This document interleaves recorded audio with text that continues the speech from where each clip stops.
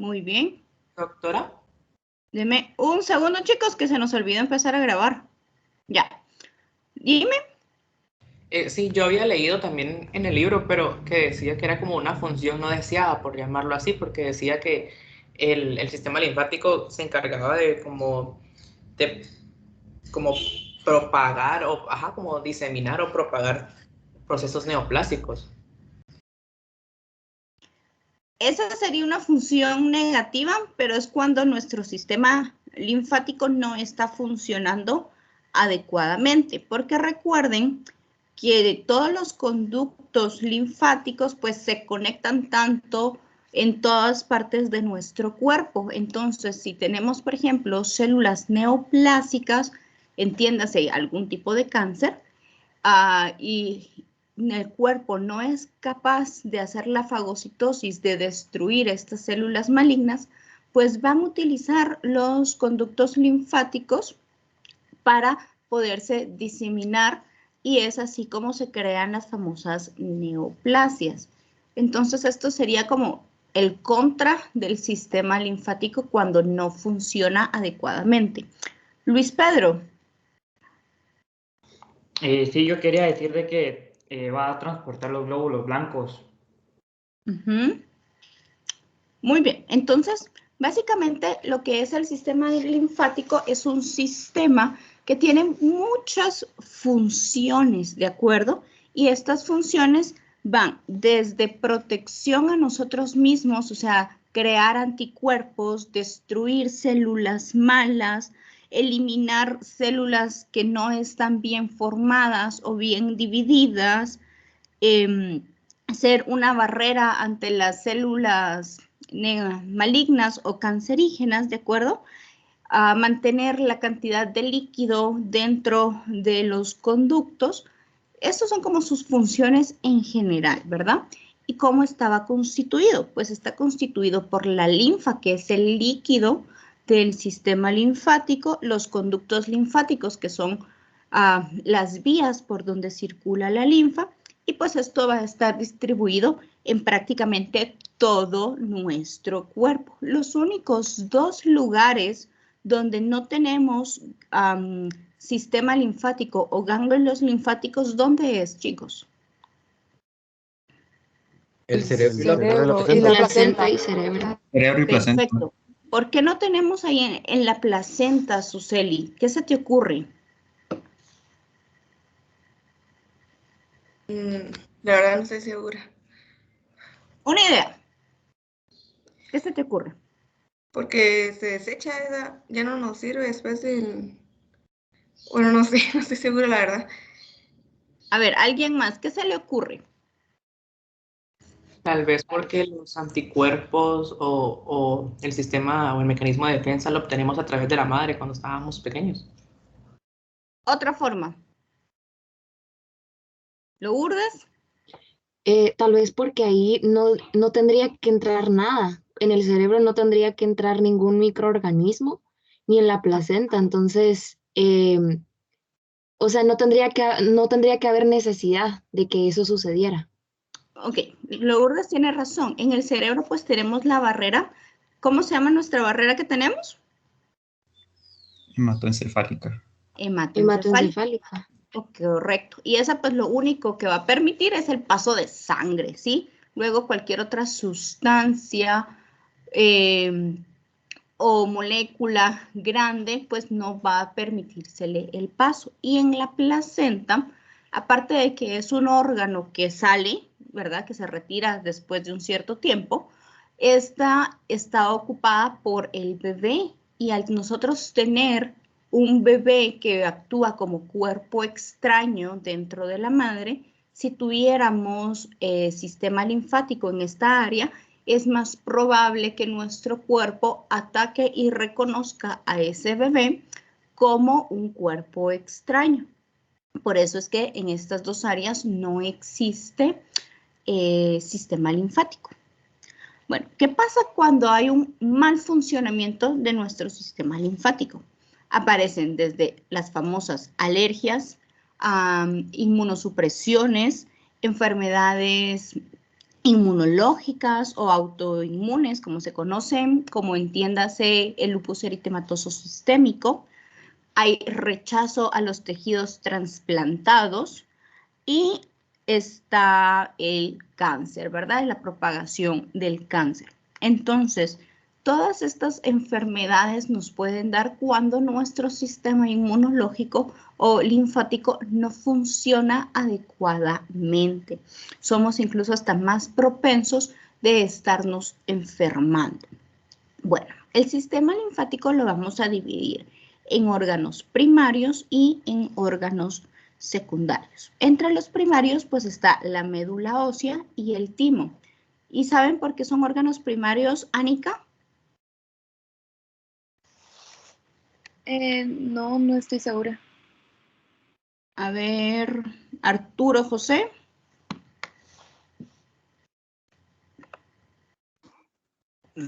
Tampoco estoy muy seguro, pero no sé si es porque son como los órganos como de, por así decirlo, de mayor prioridad. No tanto. A ver, Fernando, que tienes la manita levantada, ¿por qué son órganos primarios? Por la producción de linfocitos. Correcto, porque en estos primarios es donde los vamos a producir. Y los secundarios es generalmente donde estos van a madurar, van a crecer y se van a ir diseminando, ¿de acuerdo?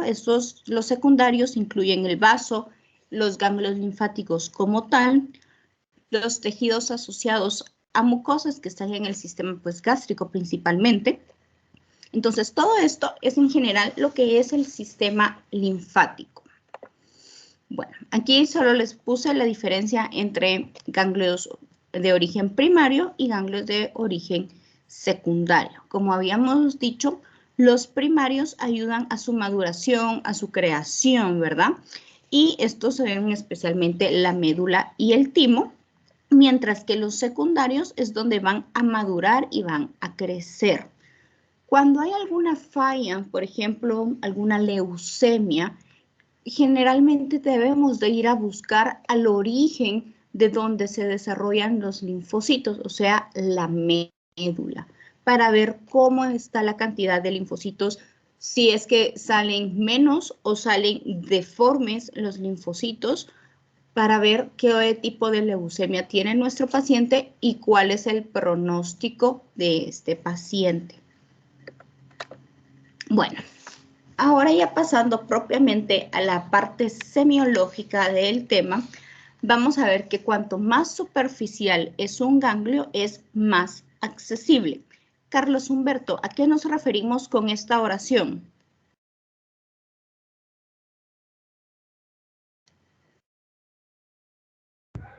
Sí, buenos días, doctora, ¿me escucha?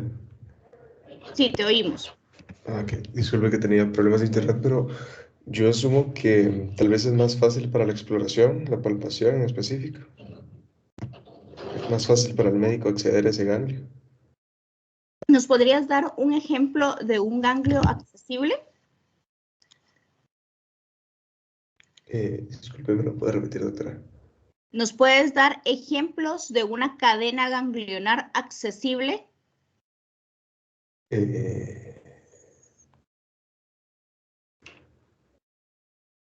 Tal vez los linfáticos del cuello son los primeros que se me ocurren. Los del cuello, ¿ok? ¿Quién tiene la manita levantada? ¿Nos puede dar un ejemplo, por favor? Rafael. Pueden ser los postauriculares, ¿no? Correcto. Luisa, danos un ejemplo. Luisa Fernanda. Los preauriculares también. Preauriculares. Sofía Raquel, un ejemplo. Sí, también los que se encuentran en la zona axilar. Ok, los axilares. Melanie.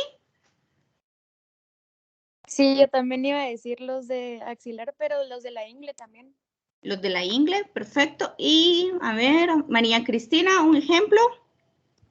No sé si entran también los mamarios. Sí, son de fácil acceso. Gabriela.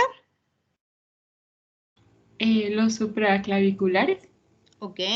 Marilyn. No iba a decir también los supraclaviculares. Pero tenés todavía unas 2 cadenas más que mencionar, 2 o 3. ¿Post cervical? Sí. A ver, Marcos Alfonso. Podrían entrar los epitrofiares. Correcto, entran. ¿Y los que nos hace falta, chicos? Janine.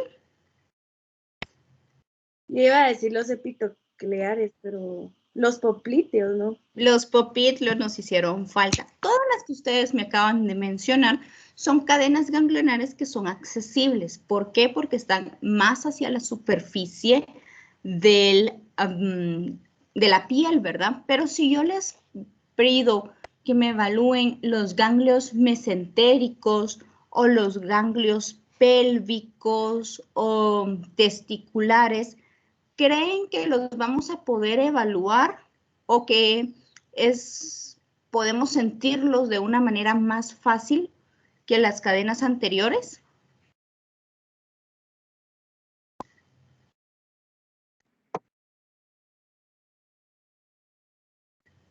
¿Qué creen, chicos? Yo creo que no, doctora. O sea, tendría que ser como un poquito inflamados para que sea más fácil encontrarlos. Porque no es como un acceso número uno fácil de accesar con la mano. Y dos, de poder tener una visión más amplia. Entonces, sí tendrían que ser un poquito más inflamados para poder palparlos más fácil, aunque igual va a ser difícil encontrarlos rápido. Ok, Sofi, dinos. Yo creo que tal vez pues no es posible porque no se encuentran tan superficial y si se quisieran evaluar creo que tendrían que ser por medio de radiografías tal vez. Ok, perfecto. Lo que nos dice Sofi es cierto, pero no sé, un ganglio no lo pueden evaluar por medio de una radiografía, lo evalúan a través de una tomografía. Recuerden que lo más fácil de ver en la radiografía pues son huesos y pulmones, porque van a ver la parte blanca y la parte negra. De lo contrario, masas, ganglios, músculo, no podemos ver en este tipo de estudio, entiéndase radiografía. Bueno, tienen razón, los ganglios que les acabo de mencionar no son fácilmente evaluables porque imagínense, los mesentéricos tendrían que pasar todas las capas del abdomen, entiéndase, la piel, tejido subcutáneo, el músculo, llegar hasta los órganos para poderlos palpar y entonces cuesta, a no ser que encuentren una masa así de este grande, de este pelo y lo van a poder tocar y sentir. De lo contrario, no son evaluables. Bueno, ¿de qué son datos importantes que tenemos en todos los grupos etarios? Cuando los niños se están desarrollando dentro del útero de la madre, a las 20 semanas empieza el desarrollo del sistema linfático, mas no así al momento de nacer. Los niños nacen 100% con su sistema linfático funcionando. El sistema linfático de los recién nacidos y los bebés pues es bastante ineficiente o poco desarrollado, ya que cuando él se va a ir exponiendo a diferentes patógenos, a diferentes enfermedades, es cuando el cuerpo va a ir reconociéndolos y creando las defensas en los niños. Es cierto que la madre le pasa al bebé ciertas defensas, ¿de acuerdo? O cierto sistema inmunológico para que el bebé no se enferme, pero esto no es duradero, ¿de acuerdo? Y es únicamente de lo que la madre ha estado expuesta anteriormente o las enfermedades que le han dado a la madre. Por ejemplo, ¿por qué los niños chiquitos se enferman cuando van al colegio? ¿Por qué creen que se enferman la primera vez que los niños van al colegio, se enferman un montón? ¿Por qué creen que pasa esto? Porque, perdón, ¿puedo? Sí, dale, Natalia.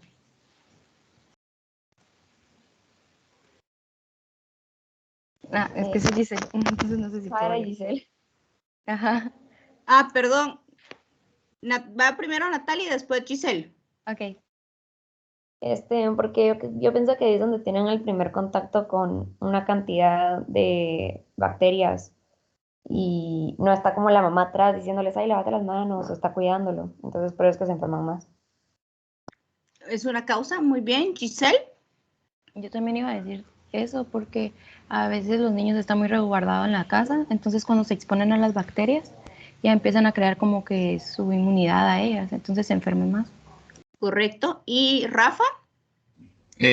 Pues normalmente dependiendo de la edad del niño, entre más pequeños se meten toda la boca, entonces puede haber, como habían mencionado antes, alguna bacteria y así, pero de todas maneras agarran inmunidad con esas formas.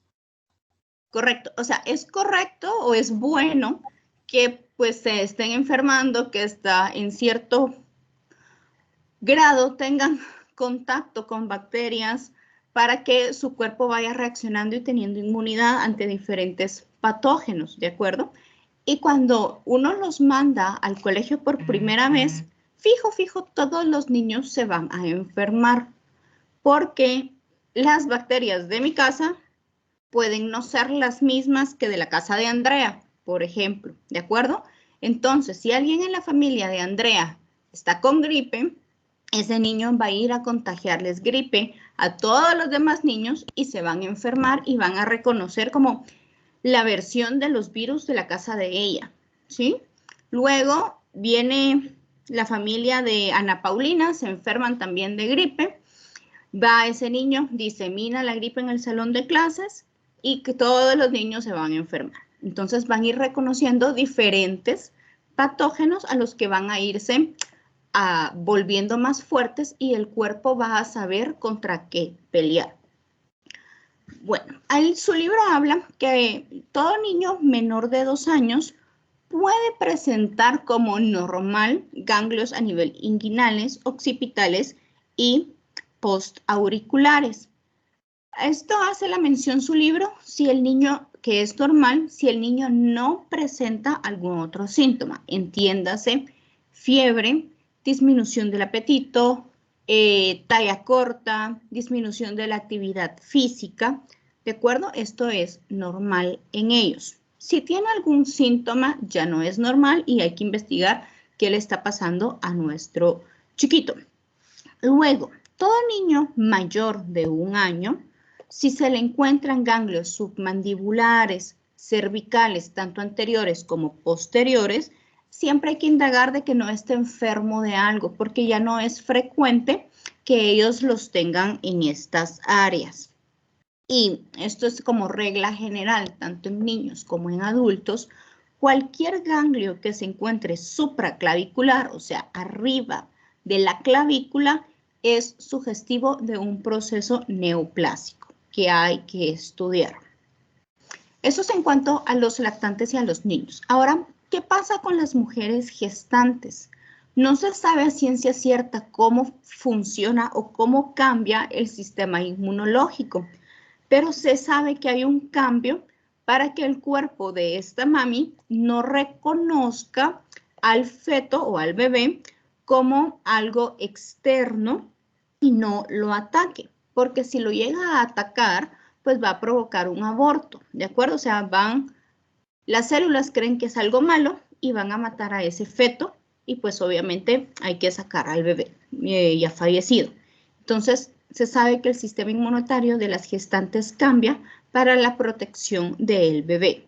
Incluso han visto que las mujeres que ya padecen de alguna enfermedad autoinmunitaria, como por ejemplo artritis reumatoidea o lupus, pueden disminuir los síntomas de su enfermedad durante el periodo del embarazo. Y esto lo ven por el cambio que el cuerpo de la mujer gestante sufre durante el embarazo. ¿Qué pasa con nuestros adultos mayores, o sea, abuelitos? Bueno, los ganglios linfáticos van a estar un poco más fibrosos, van a volverse más pequeños o más imperceptibles y ya no van a estar funcionando adecuadamente. Entonces, ellos van a ser más propensos a sufrir enfermedades, ¿de acuerdo? O a estarse enfermando. Estos son como los dos extremos. En los bebés se enferman porque su sistema no está completamente desarrollado, y en los adultos mayores se van a enfermar porque su sistema ya no va a trabajar adecuadamente. Jóvenes, ¿dudas, preguntas hasta el momento?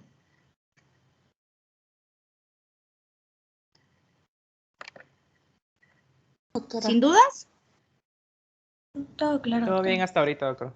Vale, vamos a hablar de los antecedentes. ¿Qué es lo más frecuente que nos llegan a consultar sobre el sistema linfático? Bueno, tengo una bola o un ganglio aumentado de tamaño.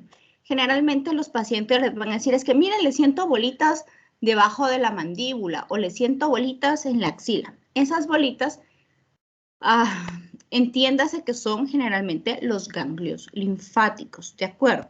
Entonces, ¿cuál es lo que ustedes deberían de preguntar cuando les llega un paciente a consultar por bolitas en la ingle de 4 días de evolución? A ver, Marilyn, ¿qué preguntarías tú? Dime una pregunta. Yo preguntaría si tuvo una infección en niño anteriormente o pasó por una enfermedad.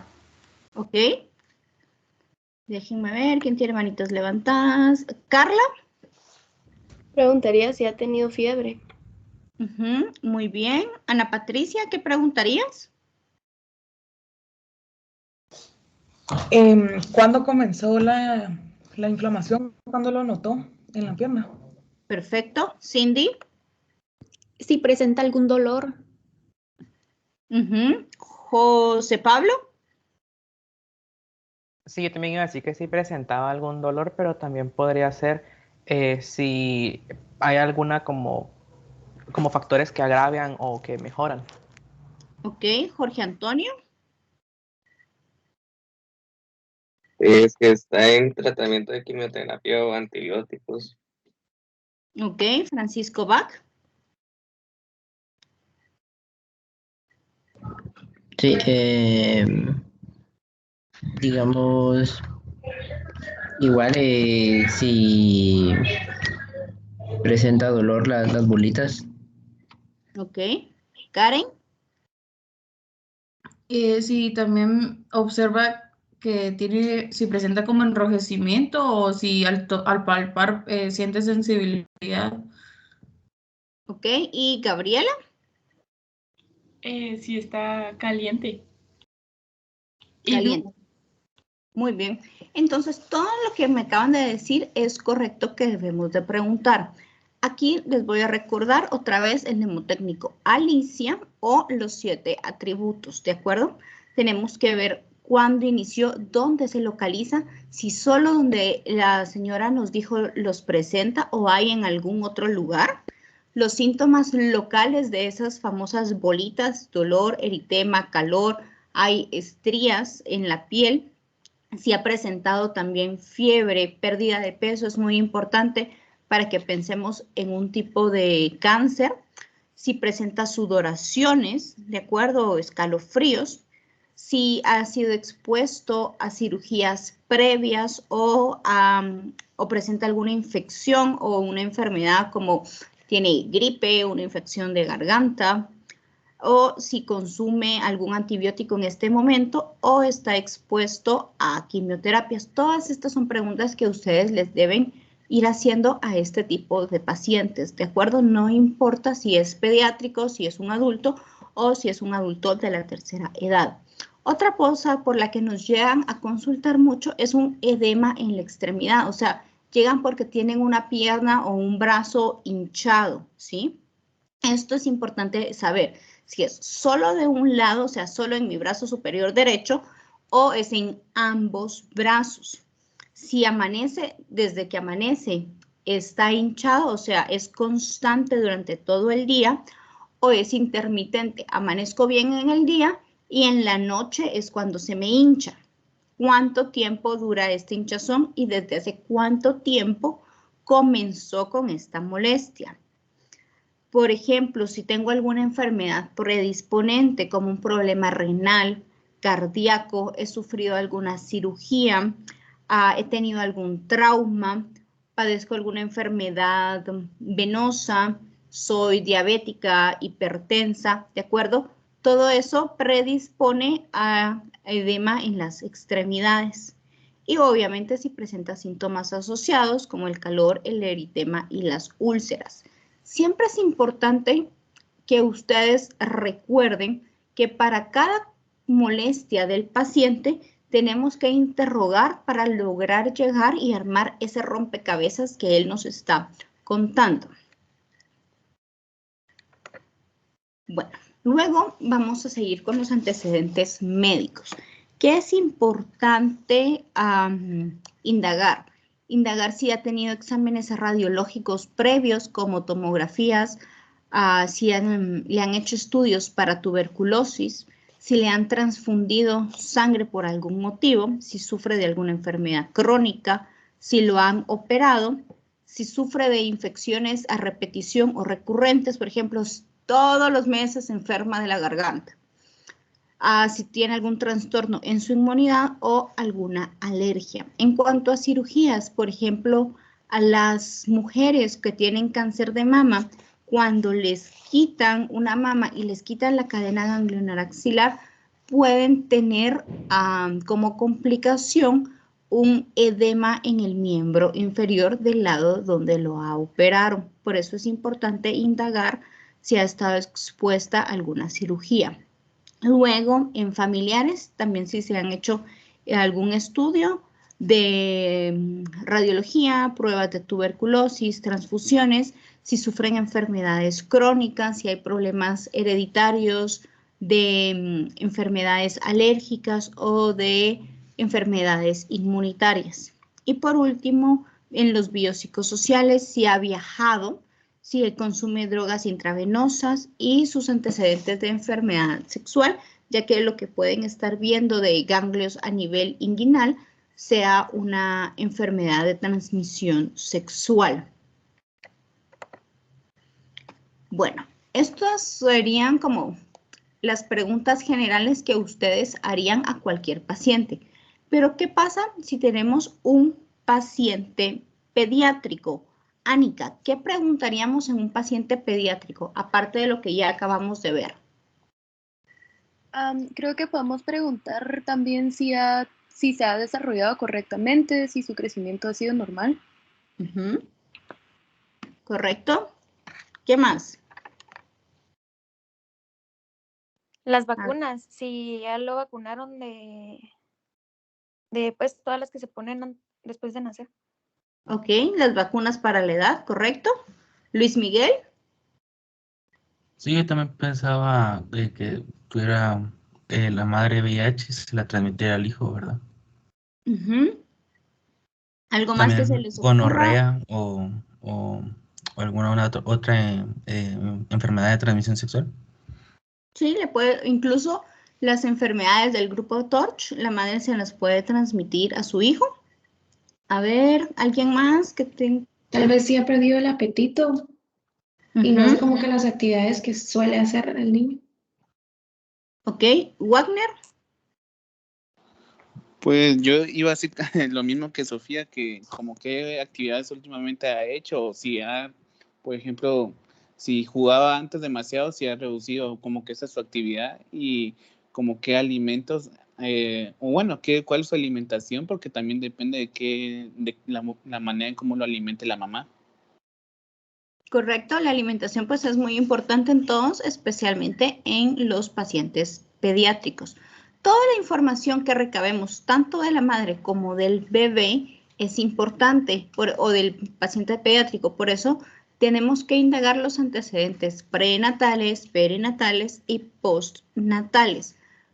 Aquellos niños que sufren de enfermedades a repetición, por ejemplo, otitis, amigdalitis, diarreas, ¿de acuerdo? Tienden a ser más chaparritos, o sea, de una talla más corta de lo normal, pero es porque su cuerpo no puede crecer y defenderlo al mismo tiempo de las enfermedades. Por eso es importante ver cómo va en la talla del niño. Bueno, con las mujeres gestantes, pues es igual, que hay que preguntar sobre infecciones, sobre la vacunación, y sobre mascotas, especialmente sobre la presencia de gatitos, porque el gato transmite lo que se llama, ¿se acuerdan qué es lo que transmite el gato? Toxoplasmosis. Toxoplasmosis. Toxoplasmosis, correcto. Entonces, esto puede dar complicaciones en el bebé. Bueno, y los adultos mayores. ¿Qué pasa con nuestros abuelitos? ¿Qué preguntas hay que hacerles a ellos? A ver, Fernando.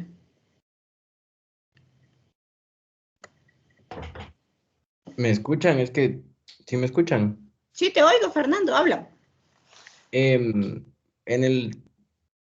Si tiene alguna herida, que cómo le ha sanado las heridas, porque usualmente cuando tienen problemas linfáticos no les sanan de manera rápida o adecuada. ¿Correcto? A ver, Janine. Yo preguntaría qué vacunas se han puesto. Arturo. Yo le preguntaría si no se ha enfermado últimamente. Ok, perfecto.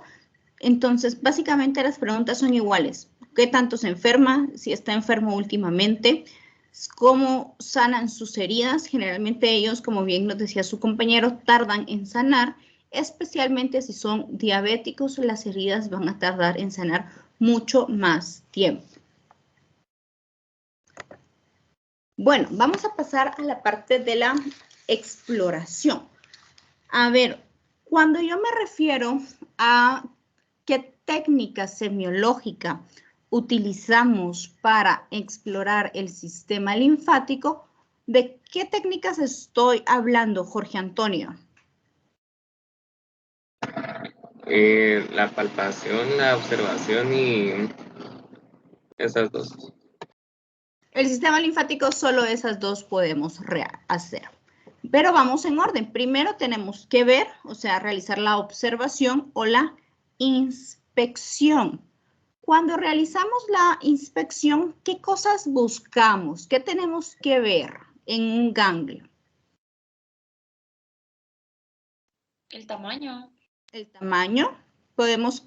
Solo podemos en la observación saber si es algo grande o es algo pequeño. No vamos a poder saber con exactitud de, mide 8.5 centímetros. Eso ya lo vamos a hacer cuando palpemos, ¿ok? Pero sí podemos calcular un tamaño o ver si es algo grande o pequeño. ¿Qué más? ¿Pero qué nos menciona su libro en específico, Tania? Si tiene eritema o estrías rojas. También perfecto. la presencia de edema. Ok, muy bien. Siempre recuerden, chicos, que a la inspección vamos a buscar tres únicas cosas: el edema, el eritema y las estrías rojas, ¿de acuerdo? Eso es para la inspección. Para la palpación vamos a buscar más cosas, como por ejemplo, Rafael, ¿qué cosas podemos buscar? Inflamación, ¿no? Pues como el tamaño. ¿El tamaño? Sí, también la temperatura, ¿no? Dime una más. Pues la movilidad también. Ok. Anika, dime dos. También hay que observar si los bordes se sienten bien definidos o si son irregulares. Correcto. Y la consistencia, por ejemplo, si este es suave o si es firme. Perfecto, muy bien. José Pablo, ¿qué vas a decirnos? Sí, ver si al momento de que estamos palpando al paciente, ¿verdad? Las cadenas de ganglios se siente o hay presencia de dolor. Perfecto. Y Gabriela, ¿ibas a comentar algo? Sí, yo tenía una pregunta. ¿Cómo se vería un eritema?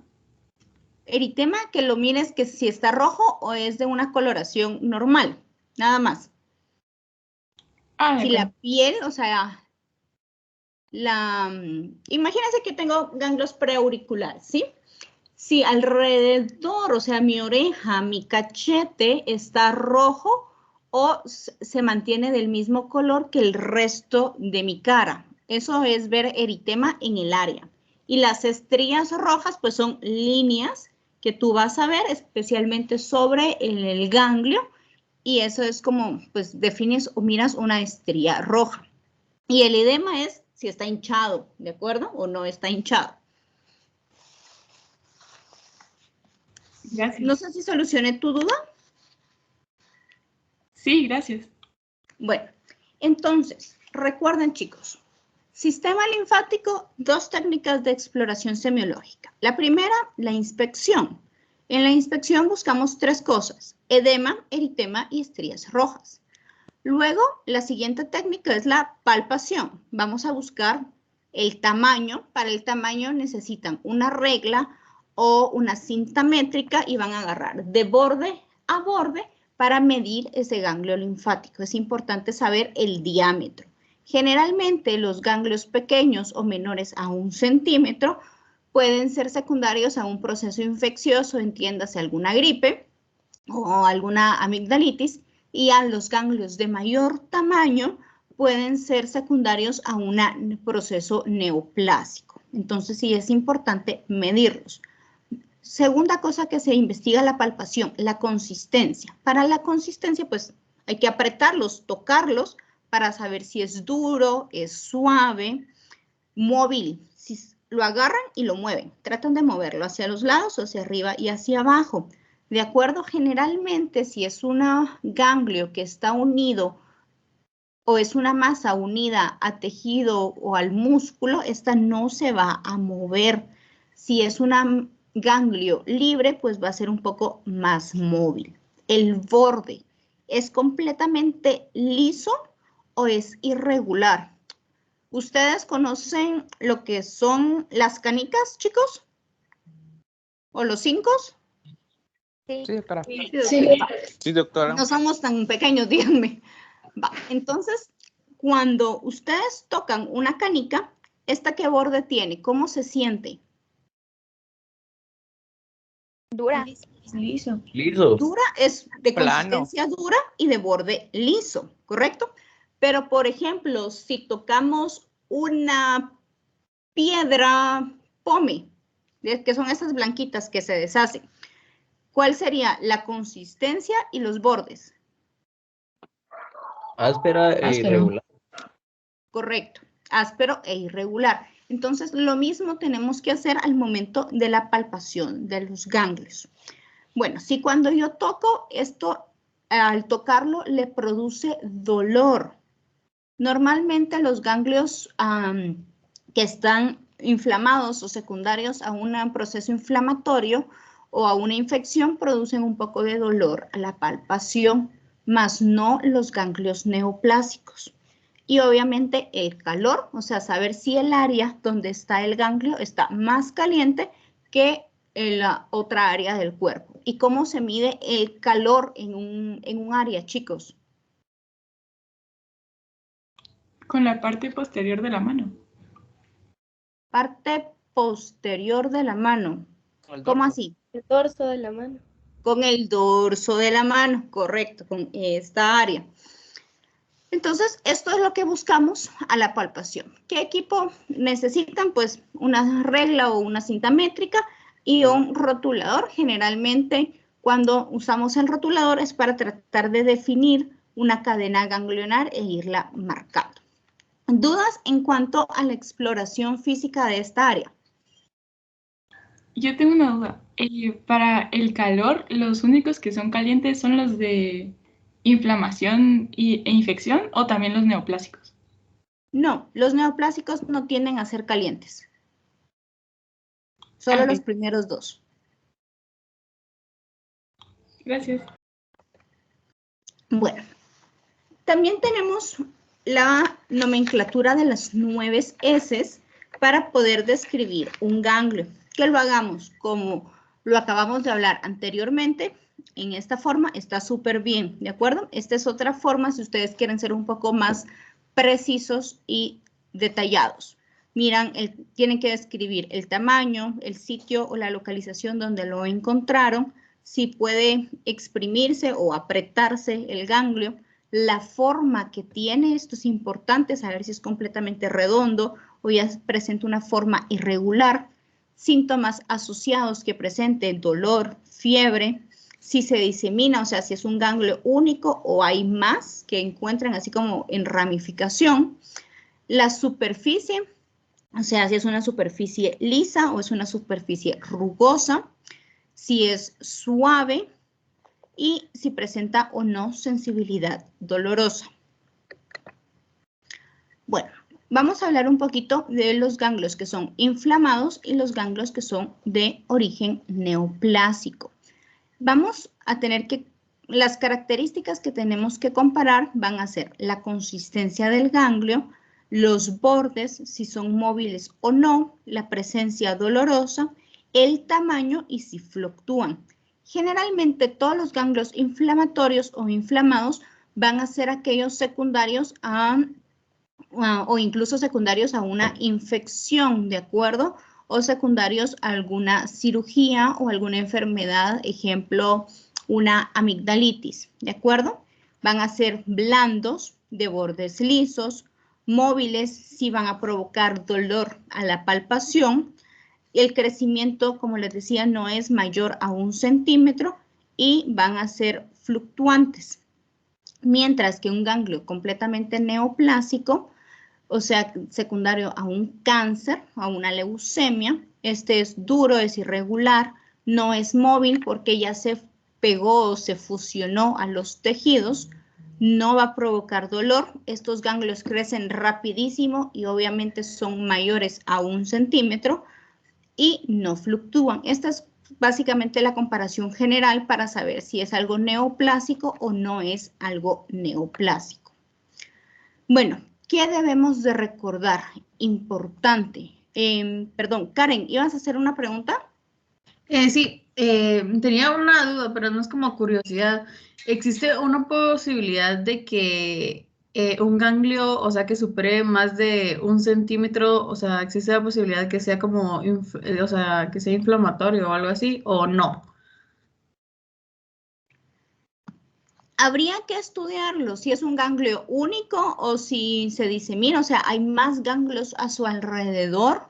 Habría que ver el tamaño, qué síntomas produce, por ejemplo, si le produce dolor, si es móvil, o sea, las características que les acabo de mencionar, ¿de acuerdo? Puede ser que la persona que tenga este ganglio un poquito grande, que tú nos cuentas, haya tenido una gripe o un proceso infeccioso y el ganglio haya quedado únicamente inflamado y no regrese a su tamaño original. Esto sucede más que todo en niños, ¿de acuerdo? Que quedan agrandaditos, pero no hay ninguna enfermedad o ningún problema o algo de qué preocuparse. También es posible en los adultos, pero hay que indagar más en la historia de este paciente para ver primero qué lo llevó a que le provocara ese ganglio. Si tú me dices es un ganglio de 2, 3 centímetros, te diría, bueno, espérense, todavía no se preocupen, pero si me dices es algo de 5 o 10 centímetros, pues sí sería de estudiarlo y lo más recomendable pues es hacerle una biopsia a ese ganglio para ver por qué está así o más estudios a su paciente, comenzando por una hematología y estudios de inmunidad de su paciente. O si es diabético, ver cómo están sus controles de azúcar, porque también glicemias demasiado altas pueden provocar que los ganglios estén inflamados. Ok, gracias. De nada, Karen. Luisa, dime. Sí, doctora, no sé si había mencionado esto, pero ¿el ganglio inflamatorio es antes del infeccioso o son diferentes o cómo sería? Ok. Los ganglios, la diferencia entre un ganglio inflamatorio y un ganglio infeccioso, realmente las características son iguales, solo que el inflamatorio es como el proceso pre a llegar a un infeccioso, ¿de acuerdo? Generalmente, entre las diferencias entre un inflamatorio y un infeccioso es que el infeccioso produce más dolor, va a tener calor al momento de la palpación, ¿de acuerdo? Y ya vamos a encontrar que este paciente, pues, de salud está más delicadito o la amigdalitis que tenía es bastante extensa o bastante fuerte. De acuerdo a los síntomas que su paciente va a manifestar, pueden ser ya fiebres arriba de 39 grados centígrados, disminución del apetito o de la ingesta de líquidos, hablando, por ejemplo, de una amigdalitis. Entonces, recuerden, para una forma más sencilla, ganglios inflamados y ganglios infecciosos son lo mismo, van de la mano. Gracias, doctora. Hoy sí, ¿qué debemos siempre tener o estar al tanto? Que no siempre la presencia de un ganglio palpable en el cuello o en el niño es indicativo de una enfermedad como tal, ¿de acuerdo? Puede ser, como les decía, que el ganglio, el niño haya tenido una infección o el adulto hace unos 6 meses de garganta y el ganglio no haya regresado por completo a su tamaño original y se quedó ahí el ganglio. Y son esas bolitas que a veces ustedes se sienten y se quedan ahí, que no causan dolor, no causan molestia, no han crecido, pero tampoco han disminuido de tamaño. ¿De acuerdo? Si es una bolita única de un tamaño pequeño, sin molestias secundarias, no nos preocupemos, dejémosla ahí. Otra cosa importante, todo ganglio arriba de la clavícula, o sea, supraclaviculares, es neoplásico. Algunos fármacos pueden dar lo que son adenomegalias. También algunas vacunas pueden dar adenomegalias. Esto sucede más que todo en niños y se llama síndrome postvacunal. Estas vacunas, por ejemplo, la de la BCG, la varicela, hay algunos casos ya reportados de la vacuna del COVID que están dando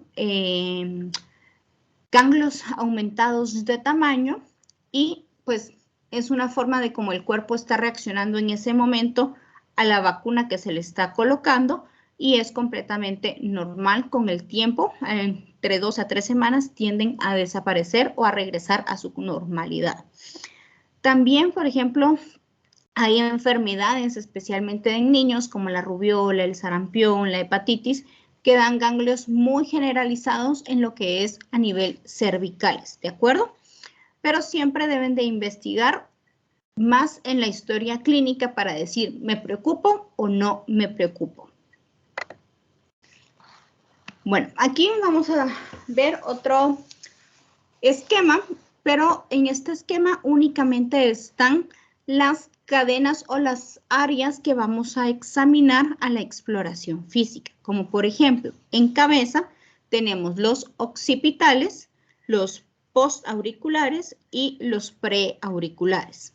Si pasamos al cuello, vamos a tener los submandibulares, que debajo de la mandíbula, submentonianos, los cervicales anteriores, que están antes del músculo esternocleidomastoideo, y los cervicales posteriores. También en cuello entran los supraclaviculares y los infraclaviculares. En las axilas, pues, los que están en la línea axilar, tanto anterior como media o posterior, los epitrocleares, los que quedan en el codo, los inguinales, que son superficiales y profundos, los que podemos indagar, y los popítulos, los que quedan pues detrás de la rodilla. Estos son gráficos donde vamos a ejemplificar dónde queda cada una de estas cadenas ganglionares.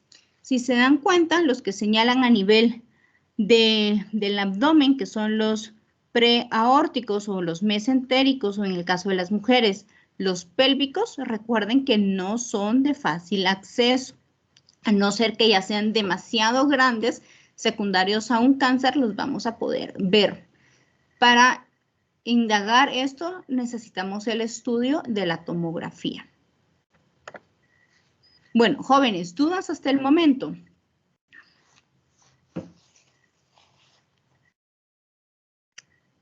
No, doctora. Bueno, entonces, ¿Cómo vamos a realizar la palpación? Para la inspección, todas las áreas las hacemos igual, pero para la palpación de cabeza tenemos dos formas. La primera, tienen que tener la cabeza recta, pueden hacer palpación anterior para ver cómo están los ganglios, o también podemos utilizar para ver ganglios cervicales, hacer una ligera flexión. En esta posición inclinan la cabeza un poco para exponer más el área de los triángulos y poder realizar la palpación. Luego, para evaluar el cuello, bueno, es como les acabo de decir, que tienen que girar un poco su cabeza hacia el lado contrario de donde van a evaluar para poder acceder a los ganglios cervicales.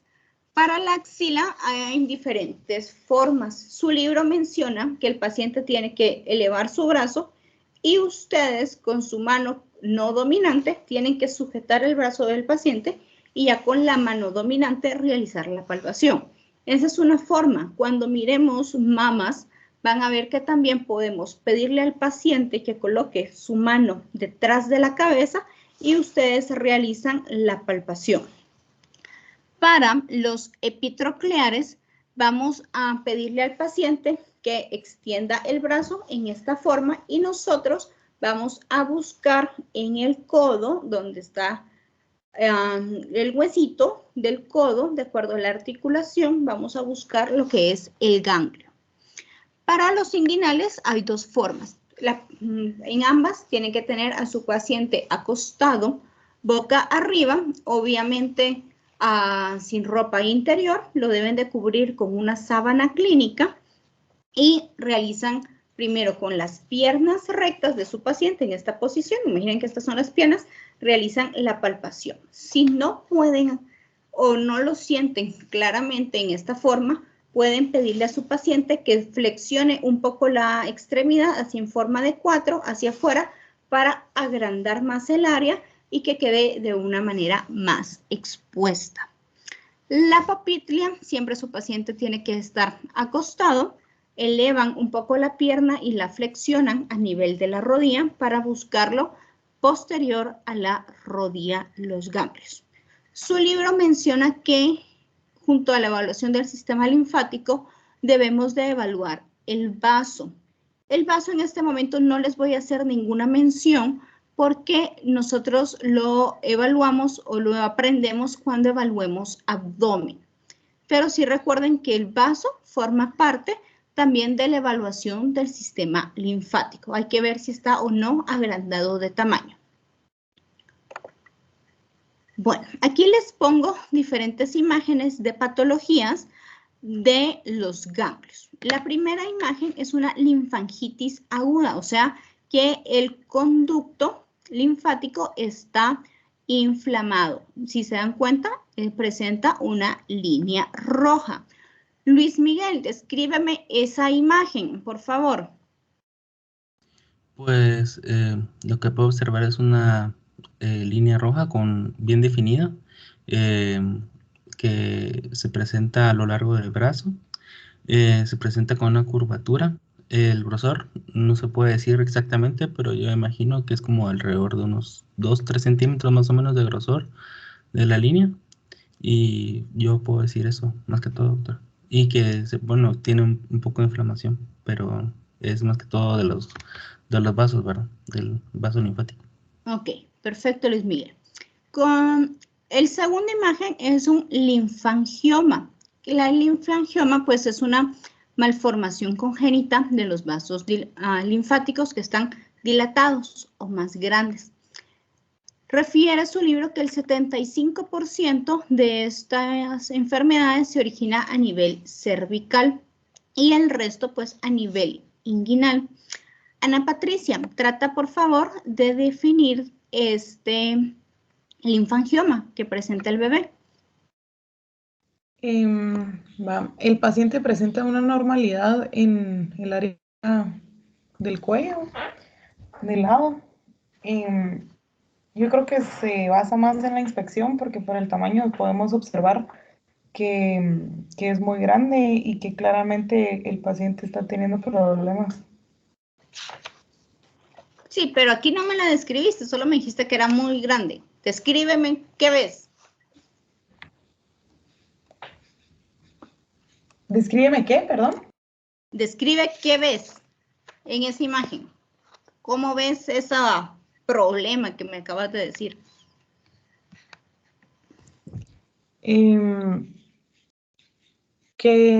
Bueno, el paciente presenta una normalidad en el cuello, tiene bordes lisos, tiene una inflamación en el cuello, con una coloración diferente. Me imagino que si lo palpo, pues va a presentar dolor, va a estar caliente por la temperatura. No sé qué más mencionar. Ok, Pues en vez presenta de una rigor, masa. ok, tenemos que definir que miras una masa o una protuberancia de gran tamaño. Se mira que Ajá. presenta bordes lisos, donde hay que indagar la consistencia, la temperatura, si presenta unos síntomas asociados. Se localiza del lado izquierdo a nivel del cuello del paciente, ¿de acuerdo?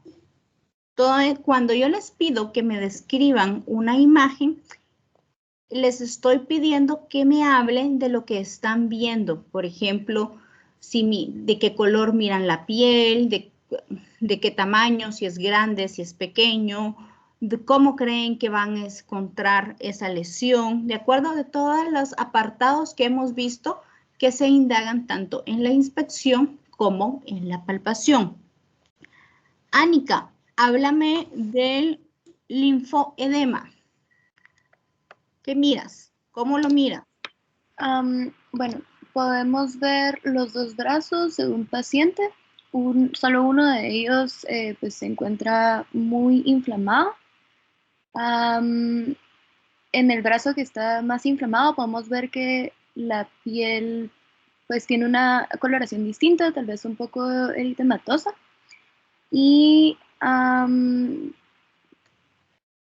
sí, podemos ver que la inflamación se extiende no solo en el brazo, sino en las manos también. Y eso. Ok. El linfoedema, ¿saben qué es? El linfodema no es una acumulación de linfa. Más que todo Correcto. se presenta entre los brazos y las piernas. Correcto. Pues el linfodema, como bien dice su compañero, es la acumulación de la linfa que está en alguna extremidad. Esto puede ser tanto en extremidades superiores como en extremidades inferiores. Vamos con la imagen de abajo, donde dice elefantiasis. ¿Quién se anima a describirla?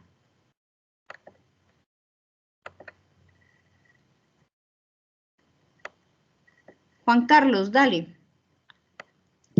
Pues se puede observar masas irregulares que se presentan en las piernas y pues esto puede causar problemas de movilidad y posible dolor.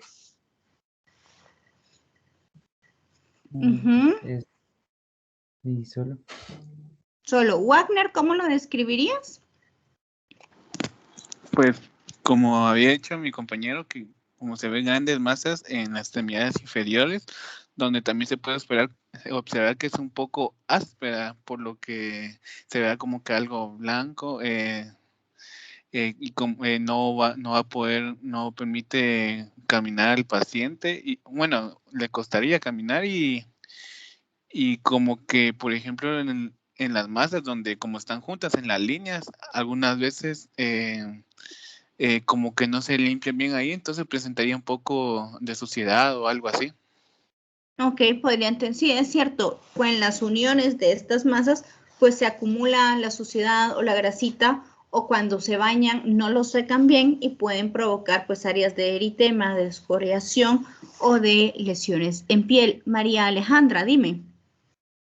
Yo puedo observar que las masas seguramente son sólidas, entonces se ve que para caminar es bastante pesado. Y seguramente si uno lo palpa va a estar como un poco duro y no va a aparecer músculo, ni tampoco una inflamación, sino que realmente es una masa sólida la que tiene el paciente ahí. Ok, bueno, en este caso no es una masa sólida como tal, sino lo que él presenta, esta enfermedad se llama filariasis o la famosa elefantiasis que se le conoce. No es una masa dura, sólida, como entiéndase una piedra, sino esto es un edema, ¿de acuerdo? Y este edema es causado por la acumulación de linfa. ¿Qué pasa con esta patología? Es causada por un parásito que se llama, que transmite la filaria, que se llama Wolchia bancrofti, se llama este individuo que causa esta enfermedad y es transmitida a través del piquete del mosquito. Esto generalmente sucede en áreas de muy escasos recursos. Su libro menciona partes de Asia, pero también lo pueden encontrar aquí en Guatemala dentro de las comunidades, ¿de acuerdo? Esto pues es acúmulo de edema y pueden ir formando diferentes áreas o diferentes masas de edema, ¿de acuerdo? Entonces este edema generalmente en esta patología tiende a ser blando, pero sí es muy doloroso e impide la correcta movilización de su paciente. Dime, María Emilia. Sí, doctor, ya tenía una duda. ¿Qué tan común es ver estrías en estos pacientes? Como la piel llega a expandirse muy rápido, me imagino yo. ¿Qué tan común es ver las estrías en estos pacientes como Sí, para las puedes visualizar? localizar las estrías y las más que estrías rojas como tal, vas a visualizar estrías de cuando uno sube mucho de peso, las estrías de las embarazadas, que la piel se expande y quedan canalitos. En ese tipo vas a visualizar las estrías por la expansión de la capa de la piel. Ok, entonces no es como que las blancas o las delgadas, sino serían unas estrías más gruesas. Correcto, son estrías gruesas, pero de una pigmentación del tono de la piel. Es como, imagínate cuando hay una embarazada que acaba de dar a luz y le quedan en su pancita estrías. Bueno, así. Ok, gracias, doctora. Dime, Gabriela. Gracias. Yo tengo una pregunta. ¿Por qué ¿por qué se ven en las personas de escasos recursos? ¿Es porque hay más mosquitos o porque no tienen bien sus defensas? Bueno, con ellos influyen mucho la limpieza o el área. Ellos tienden a recolectar y acumular agua. Y recuerden que el ciclo reproductor del mosquito se da en lugares donde el agua está estancada o encharcada. Entonces, por eso es que al haber más reproducción de mosquitos, puede haber diseminación de estas enfermedades. Por eso es que lo miramos más en gente de pues escasos recursos. En las casas de ustedes o de gente de no escasos recursos o países como tipo Europa, pues las casas tienen sedazo, existen que fumigan, mantienen una mejor higiene, mejor control del agua, no es como que acumulen agua y la dejen ahí en palanganas, sino hay depósitos para realizar eso. Por eso es que se ve más que todo en este tipo de personas. De acuerdo. Gracias, doctora. Dime, María Alejandra. Sí, una duda. ¿Qué tan sensible es la piel? Por ejemplo, en el caso de los linfomas, la imagen se puede ver que la piel es como normal, entre comillas, y no va a sufrir una lesión.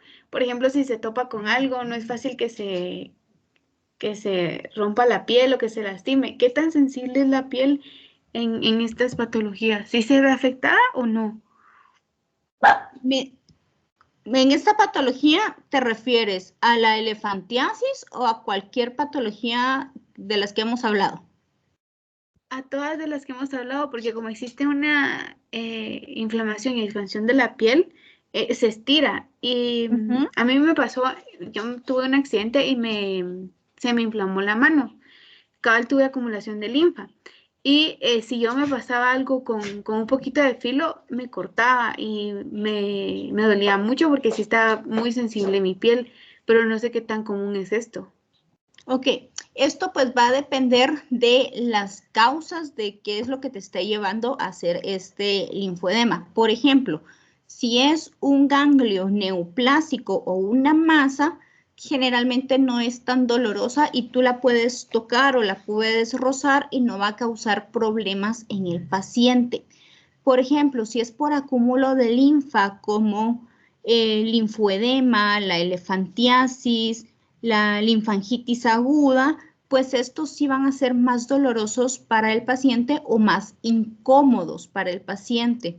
Depende de qué tanto la piel sea grande o se estire, puede ir rompiéndose, va a ir creando las estrías e incluso puede ser más susceptible a sufrir pequeñas hemorragias si uno la roza con algo muy fuerte, ¿de acuerdo? José Pablo, dime. Sí, doctora, yo solo le quería preguntar, me entró curiosidad, en esto de la elefantiasis, no sé si afecta más, por ejemplo, o se puede dar más en personas con sobrepeso u obesidad, o afecta igual tanto a personas como que están en forma como a personas con sobrepeso. Es que recuérdate que como sucede en las personas de escasos recursos, estas personas no las vas a encontrar con un sobrepeso o un estado nutricional normal o que sean completamente atléticos. También aquí influye mucho que estas personas tienden a ser desnutridas o de bajo peso cuando son de escasos recursos, entonces el estado nutricional deficiente de ellas influye a que se complique más su enfermedad, ¿verdad? Perfecto, gracias. Bueno, luego vamos a ver las últimas dos imágenes pues son ganglios neoplásicos. Uno está a nivel cervical posterior y el otro es una localización supraclavicular. A los ganglios supraclaviculares se les conoce como nódulos de Virchow o ganglios de Virchow o nódulos de Trozier. Y estos son los que yo les digo que cuando están en la región supraclavicular son indicativos de un problema neoplásico. Entonces, si se dan cuenta, estas dos imágenes son hasta cierto grado muy similares a la de linfangioma. Pero, ¿qué las diferencia como tal? Miren la textura de la piel y la forma de la masa. Si se dan cuenta, en el linfangioma es algo completamente redondo, como que ustedes vieran un globo. Mientras que en el ganglio de Virchow y en el linfoma son varias bolitas y se les puede observar incluso protuberancias dentro de estas mismas bolitas, ¿de acuerdo? Esta también es otra característica sugestiva a que es a un proceso neoplásico que tienen estas personas. Bueno, luego les puse causas de adenomegalia localizadas. Les puse varias áreas como occipital, preauriculares, parotidios, submandibulares y axilares con las enfermedades más frecuentes que podemos encontrar en estas áreas. Obviamente, no se limiten a aprenderse que todo lo que está a nivel occipital solo va a ser por algún linfoma o dermatitis seborreicas o alguna enfermedad local. No, puede ser que incluso sea una neoplasia que ya esté diseminada y que esté creando ganglios también a nivel occipital o en cualquier otra área. Estas patologías pueden ser tanto en pacientes pediátricos como en pacientes adultos, para que vayamos conociéndolas. Luego tenemos etiologías únicamente en pediatría. Y aquí lo interesante, si se dan cuenta, tenemos procesos infecciosos, procesos neoplásicos, procesos a nivel visceral, tenemos procesos autoinmunitarios, incluye la vacunación, el consumo de fármacos, y de inmunodeficiencias, ¿de acuerdo? O misceláneas, o sea, son enfermedades que pueden causar agrandamiento de ganglios linfáticos sin ser como tal una enfermedad del sistema linfático. Y pues les hago mención de algunas de las enfermedades que ustedes pueden encontrar a lo que es en pediatría. Y esto es todo por la clase del día de hoy. Ahorita que terminemos, si no hay dudas, los voy a dividir rapidito para que vean en qué grupos van a quedar para las técnicas semiológicas que se entregan el día de hoy. Jóvenes, ¿tienen dudas, preguntas? Yo tengo una pregunta, disculpe. Dime, Gabriela. Cuando mencionaste que la inspección se hacía igual en todas, ¿te referías a que se hace igual como la palpación? Ok, espérame, que aquí está. Cuando mencioné que la inspección se hace igual en todas las cadenas ganglionares, me refiero a que la inspección siempre vamos a estar buscando lo que es el edema, eritema y la presencia de estrías. Y siempre la hacemos por medio de la observación. Eso quiere decir, tenemos que observar las cadenas cervicales, las cadenas axilares, las cadenas, no sé, inguinales, la cadena que te toque evaluar en ese momento. Siempre vas a estar buscando estas tres cosas por medio de la vista, ¿de acuerdo? Y la palpación, siempre vas a buscar estos 6 factores por medio del tacto de tu mano, independientemente de la cadena ganglionar que vayan a explorar en ese momento. Obviamente recuerden que la exploración se hace céfalo-caudal, o sea, de cabeza hacia los pies para llevar un orden. Dime, Ana Patricia. Tengo una pregunta, pero creo que es más como curiosidad.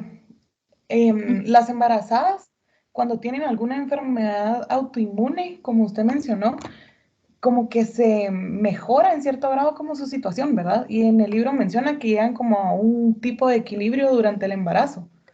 Pero ellos, o sea, ellas si toman medicamentos para su enfermedad, lo tienen que parar de tomar durante el embarazo. Generalmente depende de los medicamentos que estén consumiendo, los pueden seguir consumiendo o se los van a cambiar para que sean seguros para el bebé. Muchos medicamentos de estas enfermedades autoinmunitarias son tóxicos para el feto, entonces lo que tienen que hacer es modificarlos, pero va a ser dependiendo del medicamento que la embarazada esté consumiendo en ese momento. O sea que las personas, o sea, las mujeres que tienen esas enfermedades sí pueden tener hijos, pero en todo caso como que se las juegan mucho, por así decirlo, y que se pueda poner muy mala su condición durante el embarazo.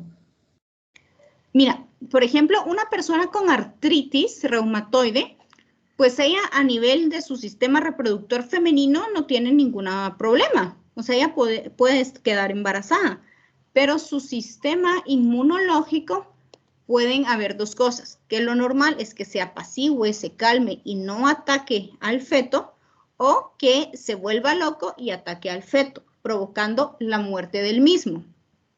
Entonces, depende de la enfermedad inmunológica que la paciente presente, pues van a ser los riesgos o las complicaciones al momento de quedar embarazada. Por ejemplo, personas con lupus,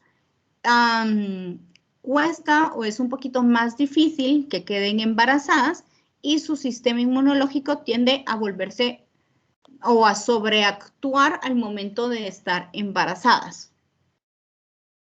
Y como ellos no pueden tomar todo su esquema completo de medicación, porque son muchos de estos tóxicos para el bebé, hay que omitirlos o hay que modificarlos.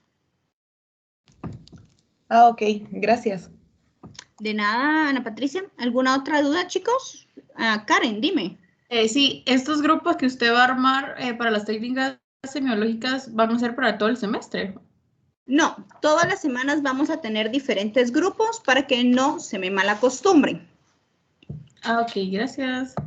En estas técnicas, cuando ustedes miran, en el último inciso dice glosario. El glosario está cargado aparte y tienen que definir todos los términos que se coloquen por el tema, ¿de acuerdo? Dime, Rafa.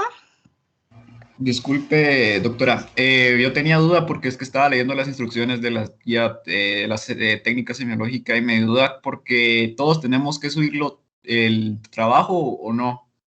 No, yo ya programé su portal para que sea una entrega por grupos, pero como son grupos al azar, van a ver que van a aparecer los 40 espacios. Solo un integrante de ese grupo, por favor, lo sube. Gracias. Y otra duda. Así que no se asusten, por ejemplo, si tú lo subes, pero tu grupo es con Adriana y Ana Patricia, a ellos les aparece entrega tarde, no se preocupen, las otras personas, yo solo copio la nota del grupo en general.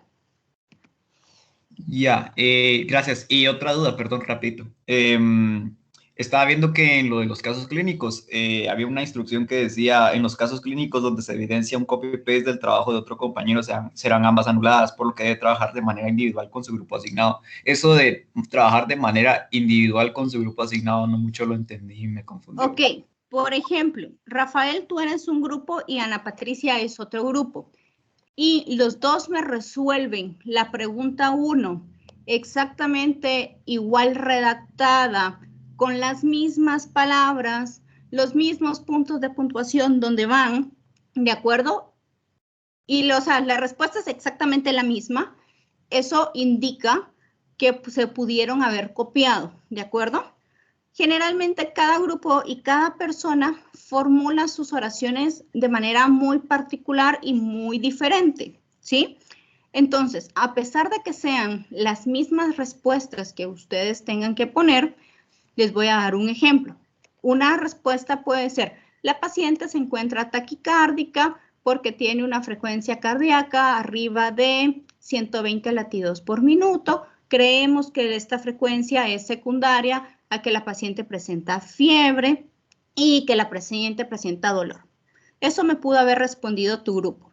Pero el grupo de Ana Patricia me puede responder, ay, la paciente como tiene fiebre, tiene dolor, pues esto hace que la frecuencia cardíaca se eleve sobre el valor normal para la edad y además que la paciente presenta, ay, no sé, ¿qué más les puedo inventar ahí?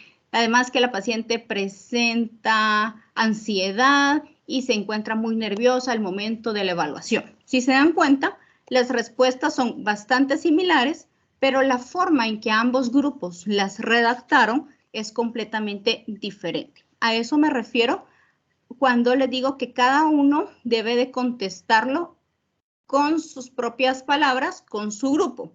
No se vale que le pida, mira, pásame copia de la pregunta 1 y yo la copio textualmente del trabajo de la otra compañera. No sé si solucioné tu duda. Sí, gracias. Es que yo, como estaba escrito así, yo entendí como que, no entendí mal. No con distintos grupos, ajá. Sí. O sea, trabaja con tu grupo, no le pidan copia a otro grupo, punto y final. Gracias. Bueno, hoy sí, los voy a dividir en subgrupos. Ahorita van a ser en total 10 salas. Van a quedar más o menos 5 integrantes por cada sala. Y los voy a regresar en 10 minutos para que ustedes revisen, vean si tienen alguna duda. Y si no hay más dudas, pues ya nos podemos pasar a retirar. En 10 minutos yo los vuelvo a jalar, ¿de acuerdo? Sí, está bien.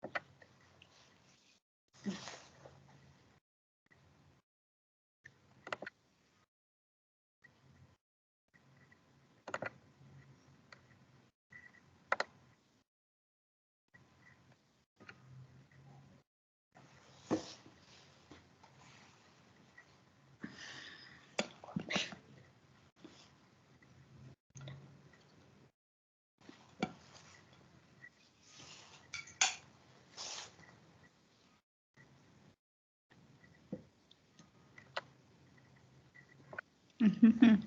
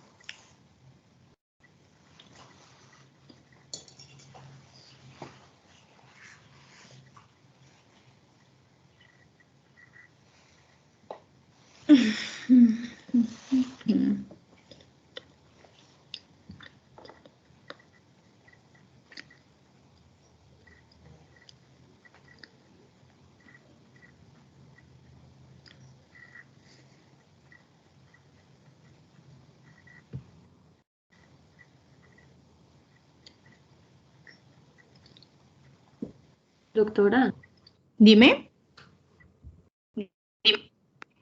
es que no me mandó a ninguna sala. ¿Por qué no te mandó a ninguna sala? No sé, sigo aquí en esta, no me mandó a ninguna. O no me carga nada. María José Álvarez, espérame. Sí. Vamos a agregar. Voy a agregar aquí. A ver.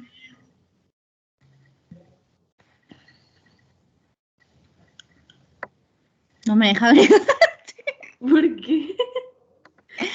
Mira, háblate con Ánica, Andrea del Rosario, Luis Pedro.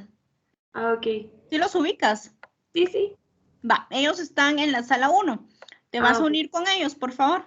Ok, gracias. Ahorita voy a ver por qué no me deja asignarte. Ok, gracias. Bueno, habla con ellos, mándales un mensajito. Pero yo creo que ellos me pueden llamar a mí, ¿verdad? Y ahí me puedo unir. Sí, sí, sí, ellos te pueden llamar. Ah, bueno, entonces sí lo voy a hacer. Gracias, doctora. Bueno.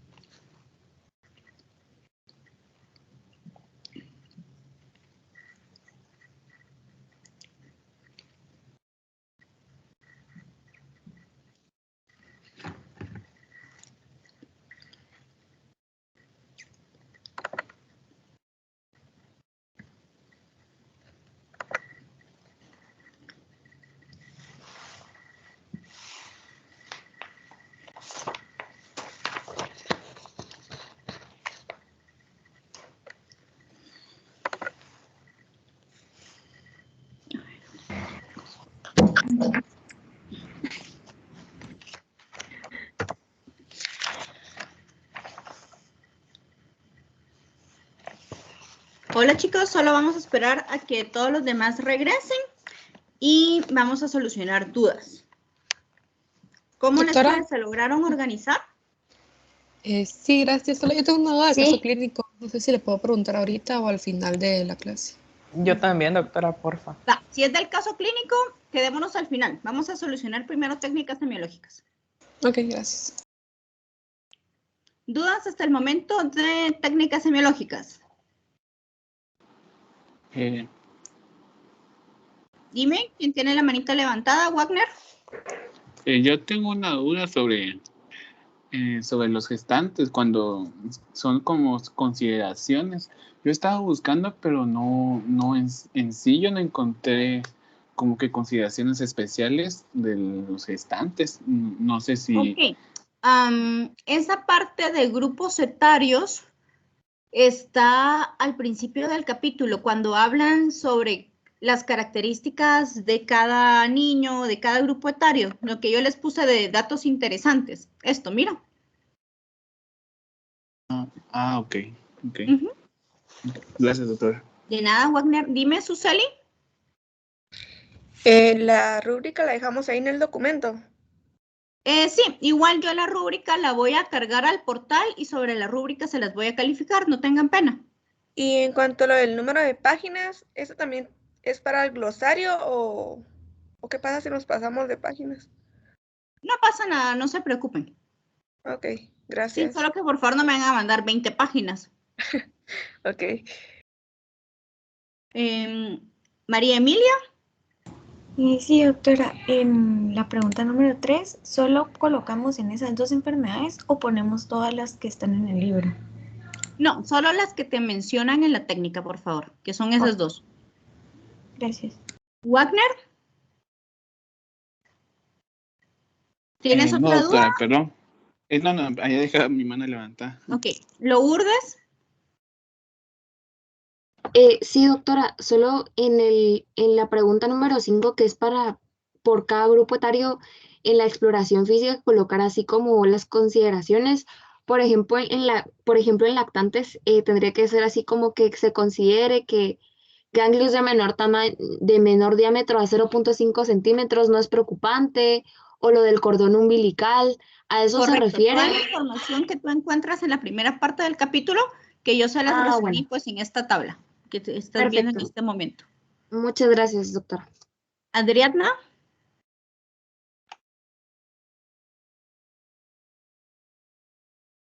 No, doctora, no tengo levantada mi mano.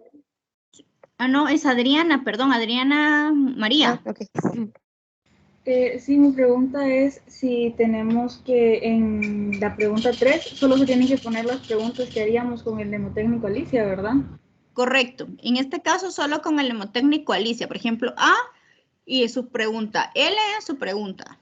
¿Solo una pregunta o pueden ser varias? Como ustedes deseen. Gracias. Marilyn. Sí, solo una pregunta. Perdón, en la pregunta número 2, entonces no serían estos datos interesantes, sino que serían solo qué se evaluaría. Léeme la pregunta 2, que es que no tengo el caso abierto, perdón. Voy. Dice, elabora una tabla descriptiva con las principales características a tomar en cuenta según el grupo etario y al evaluar el sistema linfático. Y dice ciclo de vías y análisis. Ok, por eso te digo, vayan a leer en la parte que es su capítulo que está al principio, creo que es la segunda o tercera hoja, donde habla de lactantes, de niños, de mujeres gestantes y de adultos, y de ahí van sacando la información que necesitan para esa pregunta y para la otra pregunta. Ok. Y a ver, ¿quién más? ¿Alguien tenía más? Bueno, Marilyn. Ya. ¿Alguien más tiene dudas en cuanto a las técnicas semiológicas? ¿No? Caso clínico. ¿Quién tiene dudas respecto al caso clínico que se entrega mañana? Lisa, dime. Sí, en el primer inciso dice llenar formato de historia clínica. Eso tenemos que usar el formato que nos dieron ustedes el semestre pasado para llenar toda la información. Sí, correcto, ese mismo formato. Hay casos clínicos donde van a tener que llenar ese formato y hay casos clínicos donde solo vamos a tener que subrayar. En este primero tienen que llenar todo el formato, por favor. Ok, gracias. José Pablo. Sí, doctora, perdone. Yo tenía duda con el punto 4 porque dice, realice un listado de problemas como se aprendió en clase con sus posibilidades diagnósticas, clasificándolas según causas más probables. Ese punto no lo comprendí, no sé si me lo podría explicar, por favor. Ok, por ejemplo, ¿qué problemas se mencionan en el caso de tu paciente? Por ejemplo, fiebre. Entonces, enumeras 1, fiebre. Causas más probables me pueden poner 2 o 3 como máximo. Entonces pongan enfermedades bacterianas, enfermedades víricas, neoplásico, ¿de acuerdo? Luego tiene, no sé, cefalea. ¿Qué puede causar cefalea? Cefalea por estrés, cefalea secundario a trauma craneoencefálico y así sucesivamente se van. Pero tienen que agarrar esos Deshidratación, por síntomas ejemplo, y así. de tu paciente, correcto, de lo que dice la historia. Ok, la historia del padecimiento actual. Correcto. Perfecto, gracias, doctora. Y eso para ayudar al final a tratar de dar un diagnóstico. Ok, entonces al final de todo eso se pone el posible diagnóstico, ¿verdad? Correcto, ya sumas todo lo que has ido indagando y dices, mire, tiene gripe o mire, tiene una leucemia. Ok, ya, gracias, doctora.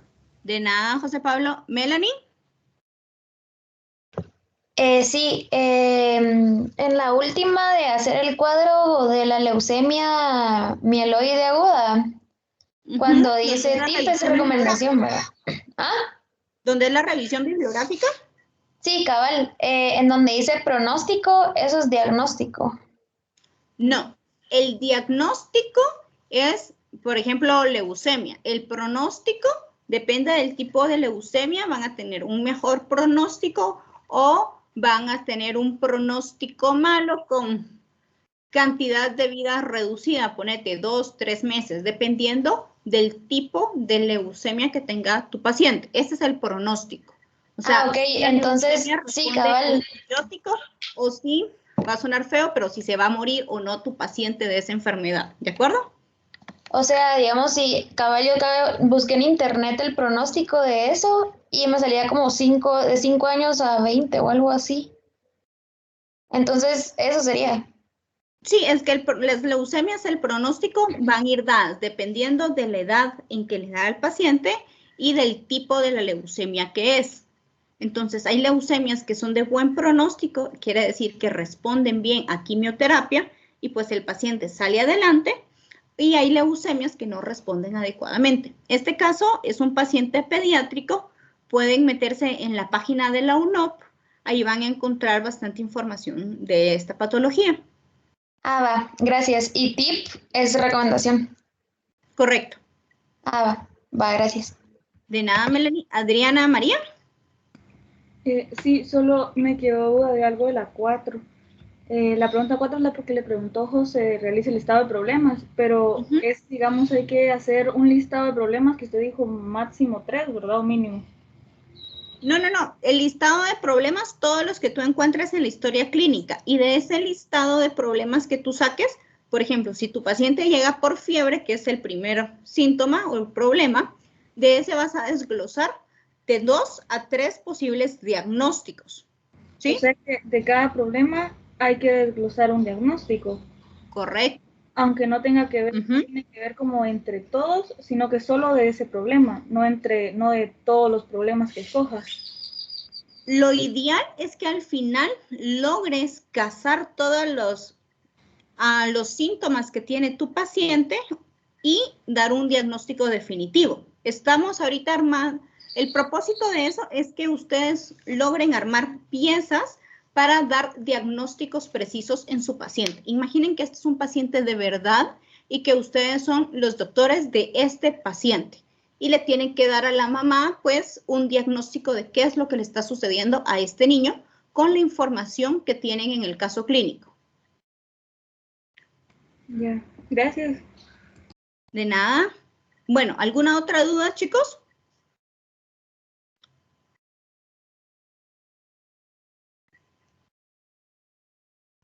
Creo que no, doctora. Va. ¿Dudas en cuanto a la clase del día de hoy?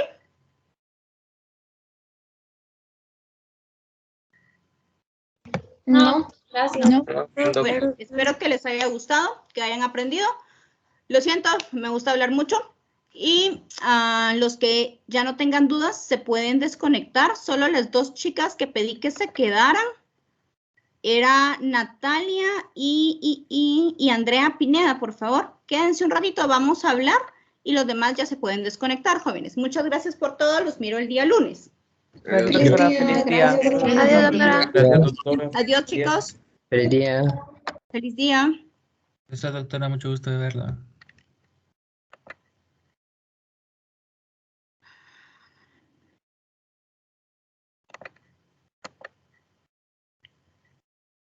Andrea y ay, se me olvida el otro nombre, perdón. Hola, soy Natalia. Andrea y Natalia, cuéntenme. Ustedes me estaban escribiendo que no tenían grupo. Sí, doctora. Es que no estamos con ustedes en la sub. Ah, ok, no lo sabía. Sí, Se es que van a la estamos con- sub de la doctora López, ¿verdad? Sí, así es. Va, entonces con ustedes vamos a hacer algo diferente. Como a mí me tienen que entregar las tareas y con ella tienen que hacer el caso, la discusión de caso clínico. Lo que yo le voy a proponer a la doctora es que no sé si ya los integró a algún grupo. No, todavía no. Va, si los integra a algún grupo, no se preocupen. Vamos a hacer algo. Van a trabajar las entregas de lo físico conmigo, ustedes dos solitas, ¿de acuerdo? Ok. Así, al momento de que la doctora los integre a algún grupo o tengan que realizar la discusión de caso clínico, pues ya ese trabajo ya lo habrán hecho ustedes dos, ¿de acuerdo? La nota del trabajo que ustedes me entreguen a mí escrito es lo que yo les voy a colocar en la teoría, ¿de acuerdo?